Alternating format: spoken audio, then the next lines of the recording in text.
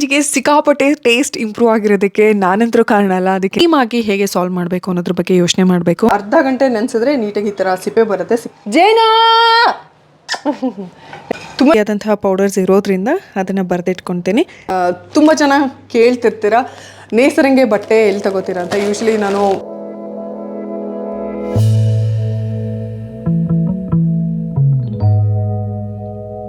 ನಮಸ್ಕಾರ, ಶುಭೋದಯ.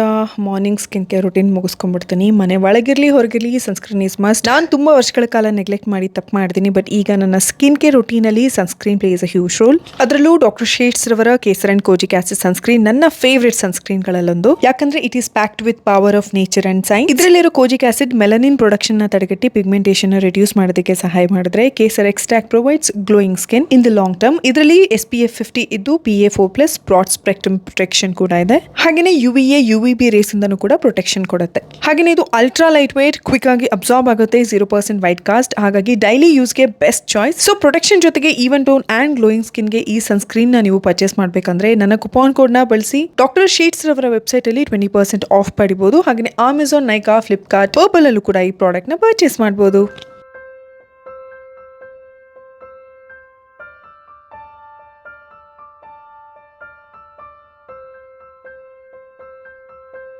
ಇವತ್ತು ನೆಲ್ಲಿಕಾಯಿ ಜ್ಯೂಸ್ ಮಾಡ್ಕೊತಾ ಇದ್ದೀನಿ.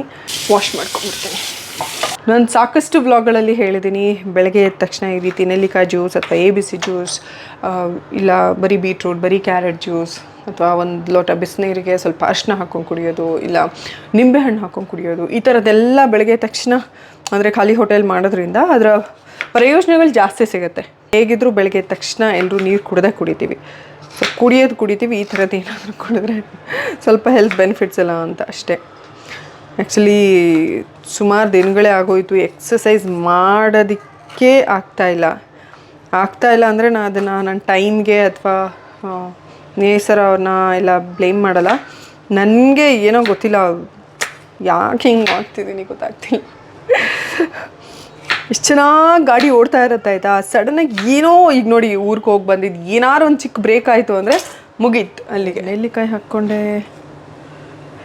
ಒಂದಿಷ್ಟು ಶುಂಠಿ, ನೀರು, ಜೇನುತುಪ್ಪವನ್ನು ಹಾಕ್ಕೋತೀನಿ. ರಪ್ಪಂತ ಒಂದೇ ಒಂದು ಸಾಕು. ಈಗ ಇದನ್ನು ಕುಡಿತಾ ಇದ್ದರೆ ಅತ್ಯಂತ ಸೊಗಸಾದ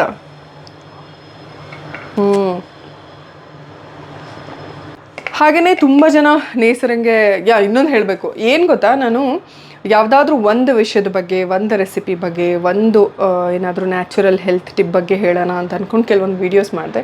ಯಾಕೋ ತುಂಬ ಜನಕ್ಕೆ ಅದು ಇಷ್ಟ ಅಂದರೆ ಅಷ್ಟೊಂದು ಇಷ್ಟಪಟ್ಟು ನೋಡಲಿಲ್ಲ. ತುಂಬ ಜನ ಇಲ್ಲ ಡೈಲಿ ವ್ಲಾಗ್ಸ್ ಥರನೇ ಚಂದ, ಡೈಲಿ ವ್ಲಾಗ್ಸ್ ಥರನೇ ಇಷ್ಟಪಡ್ತೀವಿ ಅನ್ನೋ ಥರದ ಮಾತುಗಳು ಬಂದಿದ್ದರಿಂದ ಸೊ ಡೈಲಿ ವ್ಲಾಗ್ನೇ ನಾನು ಕಂಟಿನ್ಯೂ ಮಾಡ್ತಿದ್ದೀನಿ ಇವತ್ತು. ಸೊ ಹಾಗೆಯೇ ಇದರೊಟ್ಟಿಗೆ ತುಂಬ ಜನ ನೇಸರಂಗೆ ಏನು ಫುಡ್ ಮಾಡ್ತೀರಾ ಅಂತ ಕೇಳಿದ್ರು. ನೇಸರಂಗೆ ಯೂಶ್ವಲಿ ನಾವು ಏನು ತಿಂತೀವೋ ಅದನ್ನೇ ಕೊಡೋದಕ್ಕೆ ಪ್ರಾರಂಭ ಮಾಡಿಬಿಟ್ಟಿದ್ದೀನಿ ನಾನು. ಬಿಕಾಸ್ ನಾನು ಫಸ್ಟಿಗೆ ನೋಡಿದೆ ಅವಳಿಗೆ ಒಗ್ಗುತ್ತೆ, ಅವಳಿಗೆ ಜೀರ್ಣಿಸ್ಕೊಳ್ಳೋವಂಥ ಕೆಪಾಸಿಟಿ ಇದೆ ಅಂತ ಅನ್ಸಿದ್ಮೇಲೆ ನಾನು ಸ್ಟಾರ್ಟ್ ಮಾಡ್ತೀನಿ. ಆದರೂ ಕೂಡ ಹಾರ್ಡ್ ಫುಡ್ ಯಾವುದನ್ನು ಕೊಡೋಲ್ಲ, ಯಾವುದನ್ನೇ ಕೊಟ್ಟರು ಸ್ವಲ್ಪ ಮೆತ್ತಗೆ ಕೊಡ್ತೀನಿ. ಅಂದರೆ ಈಗ ನಾನು ರೊಟ್ಟಿ ತಿಂತಿದ್ದೆ ಅಂದರೆ ಒಂದು ಸಣ್ಣ ತುಂಡು ರೊಟ್ಟಿ ಕೊಡ್ತೀನಿ, ಅಥವಾ ಚಪಾತಿ ಇದ್ದರೆ ಚಪಾತಿ ಕೊಡ್ತೀನಿ, ಅನ್ನ ಇದ್ದರೆ ಅನ್ನ ಹಾಗೆ ಇಟ್ಕೊಡ್ತೀನಿ. ಅನ್ನದಾಗಲೂ ಅವಳೆ ತಿಂತಾಳೆ. ಬಟ್ ಅವಳಿಗೆ ಪ್ರಾಪರಾಗಿ ಫುಡ್ ಅವ್ರು ತಿನ್ನಿಸ್ಲೇಬೇಕಾಗುತ್ತೆ, 2-3 ಸಲ ದಿನಕ್ಕೆ ತಿನ್ನಿಸ್ಲೇಬೇಕಾಗುತ್ತೆ ನಾವು. ಸೊ ಅಂಥ ಟೈಮಲ್ಲಿ ಸುಮ್ಮನೆ ಅನ್ನ ಸಾರು ಕಲಿಸ್ಕೊಟ್ರೆ ಪಾಪ ಅವಕ್ಕಿನ್ನೂ ಅಷ್ಟೊಂದು ಇದು, ಅಂದರೆ ನನ್ನ ಮಗಳಂತೂ ಇನ್ನೂ ಅಷ್ಟೊಂದು ಪಟ ಅಂತ ಅನ್ನ ಸಾರು ಎಲ್ಲ ಊಟ ಮಾಡ್ತಾಳೆ, ಇನ್ನೂ 10 ತಿಂಗಳಲ್ವ. ಸೊ ಹಾಗಾಗಿ ನನಗೆ ಹಿಂದೆನೇ ತೋರಿಸಿದ್ದೆ, ಲೈಕ್ ನಾನೆಲ್ಲ ಅನ್ನ, ಬೇಳೆ ಮತ್ತು ತರಕಾರಿಗಳನ್ನೆಲ್ಲ ಹಾಕಿ ಅದು ಚೆನ್ನಾಗಿ ಬೇಯಿಸಿ ಅದನ್ನು ಮ್ಯಾಶ್ ಮಾಡಿಬಿಟ್ಟು ಕೊಡೋ ಅಂಥದ್ದು. ಸೊ ಅದೇ ರೀತಿ ನನಗೆ ಯೂಟ್ಯೂಬಲ್ಲಿ ನೋಡಿದಂಥದ್ದು, ನಾನು ಹೋಮ್ ಮೇಡ್ ಸೆರ್ಲಾಕ್ ಮಾಡಿದ್ದು. ನಾನು ಯಾವುದೇ ವಿಷಯನ ಹೇಳಬೇಕಂದ್ರೆ ಮೊದಲಿಗೆ ಅದನ್ನು ಪ್ರಿಪೇರ್ ಮಾಡಿ ಅದನ್ನು ನಾನು ಬಳಸಿ ಅದಾದಮೇಲೆ ಹೆಂಗೆ ಅನಿಸುತ್ತೆ ಅಂತ ಆವಾಗಲೇ ನಾನು ಜೆನ್ಯೂನ್ ಆಗಿ ರಿವ್ಯೂ ಕೊಡೋದಕ್ಕಾಗೋದು. ಸೊ ನಾನು ಅದು ಹೋಮ್ ಮೇಡ್ ಸೆರ್ಲಾಕ್ ಏನೋ ಮಾಡಿದೆ. ನಂಗೆ ನಿಜವಾಗ್ಲೂ ಡೌಟ್ ಇತ್ತು ನೇಸರ ಇದನ್ನು ಹೆಂಗೆ ಅಕ್ಸೆಪ್ಟ್ ಮಾಡ್ತಾಳೆ ಅಂತ. ಬಟ್ ಅವಳು ಇಷ್ಟಪಟ್ಟು ತಿನ್ನೋದಕ್ಕೆ ಶುರು ಮಾಡಿದಾಳೆ. ಬೆಳಗ್ಗೆ ಅಂತೂ ಅದನ್ನು ಎಷ್ಟು ಖುಷಿಯಿಂದ ತಿಂತಾಳೆ ಅಂದರೆ ಅದು ಅಂದರೆ ಶುರು ಮಾಡಿದ್ದಷ್ಟೇ ಗೊತ್ತು, ಪಟ್ಟಂತ ಮುಗಿಸ್ತಾ ಇದ್ದಾಳೆ. ಸೊ ಆ ಒಂದು ಕಾನ್ಫಿಡೆನ್ಸ್ ಮೇಲೆ ಆ ಒಂದು ರೆಸಿಪಿನ ಕೂಡ ನಿಮ್ಮ ಒಟ್ಟಿಗೆ ಶೇರ್ ಮಾಡ್ತೀನಿ. ಅದಕ್ಕಿಂತ ಮುಂಚೆ ಜ್ಯೂಸ್ ಕುಡ್ಕೊಂಡ್ಬಿಡ್ತೀನಿ. ಈಗ ತುಂಬ ಕಡಿಮೆ ಇಂಗ್ರೀಡಿಯೆಂಟ್ಸ್ನ ಬಳಸಿ ಬ್ಯೂಟಿಫುಲ್ ಆದ ಹೋಮ್ಮೇಡ್ ಸೆರ್ಲಾಕ್ ಹೇಗೆ ಮಾಡೋದು ಅಂತ. ಮಂಡಕ್ಕಿ, ಮಖಾನ, ಬಾದಾಮಿ ಅದನ್ನು ಒಂದು ಅರ್ಧ ಗಂಟೆ ನೆನೆಸಿದ್ರೆ ನೀಟಾಗಿ ಈ ಥರ ಸಿಪ್ಪೆ ಬರುತ್ತೆ. ಸಿಪ್ಪೆ ತೆಗ್ದಿದ್ದೀನಿ. ಇದು ಗೋಡಂಬಿ, ಹಾಗೆಯೇ ಇದು ಹುರಿಗಡಲೆ, ಒಂದು ಅರ್ಧ ಸ್ಪೂನಷ್ಟು ಜೀರಿಗೆ. ಸೊ ಇದಿಷ್ಟು ತೊಗೊಂಡಿದ್ದೀನಿ. ಈಗ ಇದೆಲ್ಲದನ್ನು ಒಂದೊಂದಾಗಿ ನಿಧಾನಕ್ಕೆ ಹುರ್ಕೋಬೇಕಾಗುತ್ತೆ. ಅದು ತುಂಬ ತುಂಬ ಇಂಪಾರ್ಟೆಂಟು. ಎಣ್ಣೆ ತುಪ್ಪ ಏನೂ ಹಾಕೋಂಗಿಲ್ಲ. ನಿಧಾನವಾಗಿ ನಿಧಾನ ಉರಿಯಲ್ಲಿ ಒಂದೊಂದನ್ನೇ ಹುರ್ಕೊಂಡು ಟ್ರಾನ್ಸ್ಫರ್ ಮಾಡ್ಕೊಳ್ಳೋಣ.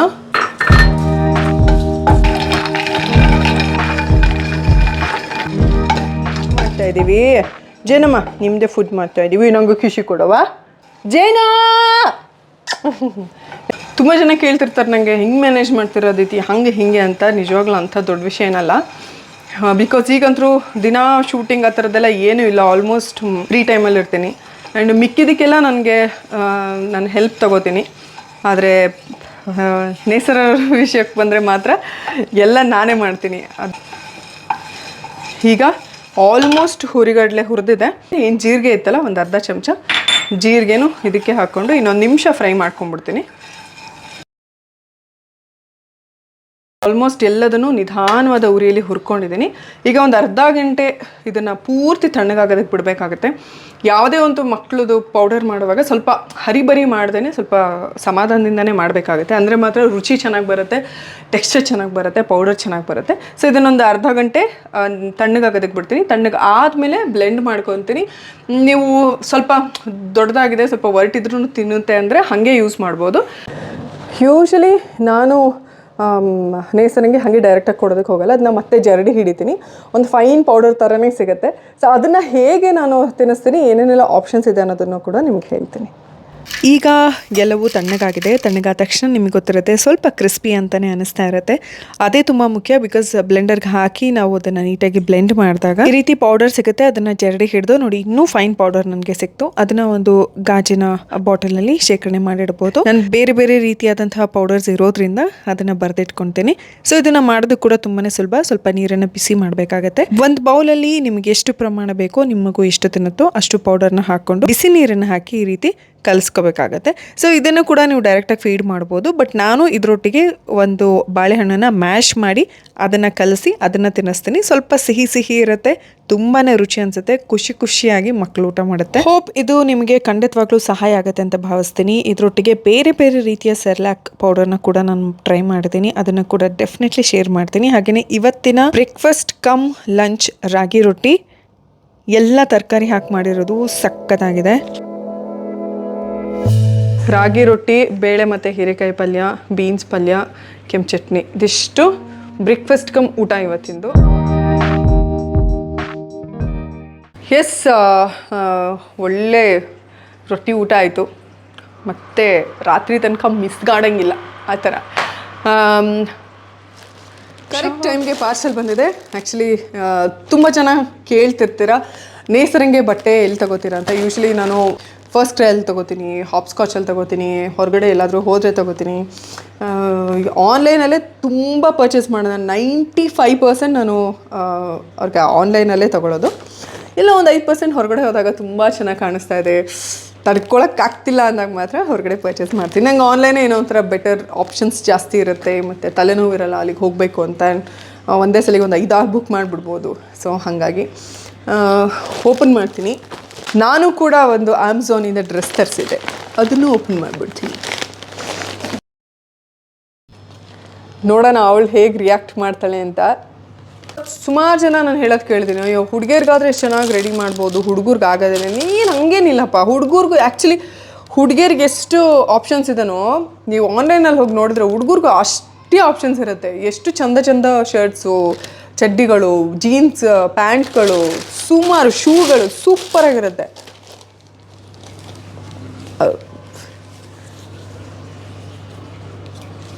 ಇದೆಷ್ಟು ಚೆನ್ನಾಗಿದೆ ನೋಡಿ. ಇದೇ ಹೈಲೈಟ್. ವೈಟ್ ಅಂದರೆ ನಂಗೆ ಸಖತ್ ಇಷ್ಟವಾದ ಕಲರು ವೈಟ್. ಸೊ ನನ್ನ ಮಗಳ ಹತ್ರ highest number of dress white ಕಲರಲ್ಲೇ ಇರೋದು. ಅದರೊಟ್ಟಿಗೆ ಇದೊಂದು ಅಪ್ಪ ಏನು ಕ್ಯೂಟಾಗಿದೆ ಗೊತ್ತಾ. Very very very pretty. ಅಂದರೆ ನಾನು ಪರ್ಸ್ನಲಿ ಎಲ್ರಿಗೂ ಸಜೆಸ್ಟ್ ಏನು ಮಾಡೋದಂದರೆ ಮಕ್ಕಳಿಗೆ ತುಂಬ ಟೈಟಾಗಿರೋ ಡ್ರೆಸ್ಸನ್ನು ಅಂದರೆ ಅವ್ರು ಸ್ವಲ್ಪ ದೊಡ್ಡವರಾಗೋ ತನಕನೂ ಹಾಕೋದು ಅಷ್ಟೊಂದು ಅಂದರೆ ಹೊರಗಡೆ ಏನಾದರೂ ಇವೆಂಟ್ ಇತ್ತು ಪರ್ಟಿಕ್ಯುಲರ್ ಇದೇ ಥರ ಡ್ರೆಸ್ ಅಂದರೆ ಓಕೆ. ಮನೇಲೂ ಸ್ವಲ್ಪ ಟೈಟ್ ಆಗೋ ಡ್ರೆಸ್ಗಳಿಗಿಂತ ಆದಷ್ಟು ಒಂದು ಸೈಜ್ ದೊಡ್ಡದೇ, ಈಗಂದರೆ 9 ತಿಂಗಳು ಅಂದರೆ 10 ತಿಂಗಳು ಅಂದರೆ ಒಂದು 11-12 ತಿಂಗಳಿಗೆ ಆಗೋಷ್ಟು ಡ್ರೆಸ್ ಅಂದರೆ ಲೂಸ್ ಏನಿರುತ್ತೋ ಸೊ ಅದನ್ನೇ ಪರ್ಚೇಸ್ ಮಾಡೋದು ಬೆಟ್ರು ಅಂತ ನಂಗೆ ಅನಿಸುತ್ತೆ. ಹಂಗೆ ಅಂದರೆ ನನಗದು ಪರ್ಸ್ನಲ್ ಅನುಭವ ಏನಂದರೆ ನೇಸರಂಗೆ ಅದಕ್ಕೆ ಅವ್ಳಿಗೆ ಏನೇ ಡ್ರೆಸ್ ಹಾಕಿದ್ರೂ ಅವಳು ಅದನ್ನು ಅಂದರೆ ಹಿಂಸೆ ಮಾಡ್ಕೊಳ್ಳಲ್ಲ. ತುಂಬ ಜನ ಮಕ್ಕಳು ಪಾಪ ಸಖತ್ ಹಿಂಸೆ ಆಗುತ್ತೆ ಡ್ರೆಸ್ ಹಾಕ್ಕೊಳ್ಳೋದಂದ್ರೇ ಓ ಅಂತ ಅಂತಾರೆ. ಎಲ್ಲೋ ಒಂದು ಕಡೆ ಇರಿಟೇಷನ್ ಆಗಿದೆ. ನನಗೆಲ್ಲ ನೀವು ನೋಡ್ಬೋದು ಎಲ್ಲ ಕಾಟನ್ 100% ನನ್ನ ಕಾಟನ್ ಅಥವಾ ಈ ಸ್ಮೂತ್ ಲೆನಿನ್ ಫ್ಯಾಬ್ರಿಕ್ ಥರ ಬರುತ್ತಲ್ಲ ಸೊ ಆ ಥರದ್ದೇ ನಾನು ಆಲ್ಮೋಸ್ಟ್ ಅವಳಿಗೆ ಪ್ರಿಫರ್ ಮಾಡೋದು. ಮಿಕ್ಕಿದ್ದು ಸೇಫರ್ ಸೈಡ್ ಬೇಡ ಅಂತ ಅದನ್ನ ಯಾವುದನ್ನು ಯೂಸ್ ಮಾಡಲ್ಲ. ಸೊ ಈ 3 ಡ್ರೆಸ್ ನಂಗೆ ಸಖತ್ ಇಷ್ಟ ಆಯಿತು. ಈಗ ನನ್ನ ಒಂದು ಡ್ರೆಸ್ಸಿಗೆ ಬಂದುಬಿಡ್ತೀನಿ. ಇದೇ ಪ್ಯಾಟ್ರನ್ ಇದೇ ಥರ ನಾನು ಬ್ಲೂ ಕಲರ್ ಫ್ಲವರ್ಸ್ ಇರೋದೊಂದು ಡ್ರೆಸ್ ತಗೊಂಡಿದ್ದೆ. ಸೊ ಅದು ನನಗೆ ತುಂಬ ಇಷ್ಟ ಆಗಿ ಅದೇ ಥರ ಇನ್ನೊಂದು ಬೇಕು ಅಂದರೆ ಅದನ್ನು ತೋರಿಸ್ತೀನಿ ನಾನು ನಿಮಗೆ. ಅದೇ ಥರ ಇನ್ನೊಂದು ಬೇಕೇ ಬೇಕು ಅಂತ ಇದನ್ನು ತಗೊಂಡಿದ್ದೆ. ಈ ಥರ ನಾನು ವ್ಯಾಲೆಂಟೈನ್ಸ್ ಡೇ ಏನು ಕ್ಲಿಪ್ಪಿಂಗ್ಸ್ ಹಾಕ್ತೀನಿ ಅಥವಾ ಹಾಕಿದ್ದೀನಿ ಅದರಲ್ಲಿ ಇದೇ ಥರ ಬ್ಲೂ ಕಲರ್ ಡ್ರೆಸ್ ಇದೆ. ಅದು ನಂಗೆ ಸಖತ್ ಇಷ್ಟ ಆಗಿತ್ತು. ಅದು ಆಲ್ಮೋಸ್ಟ್ ಒಂದು 20-25 ಡೇಸಿಂದನೇ ತರಿಸಿದ್ದು. ಬಟ್ ಅದಿಷ್ಟ ಆಗಿ ಇನ್ನೊಂದು ಅದೇ ಥರ ಪ್ಯಾಟರ್ನಲ್ಲಿ ತರಿಸೋಣ ಅಂಥೇಳಿ ಇದನ್ನು ತರಿಸಿರೋದು. ಇದು ಸಕ್ಕತ್ತಾಗಿದೆ, ತುಂಬ ಚೆನ್ನಾಗಿದೆ. ಎಸ್, ಇನ್ನು ನಮ್ಮ ವ್ಯಾಲೆಂಟೈನ್ಸ್ ಡೇ ಸೆಲೆಬ್ರೇಷನ್ ಹೀಗಿತ್ತು.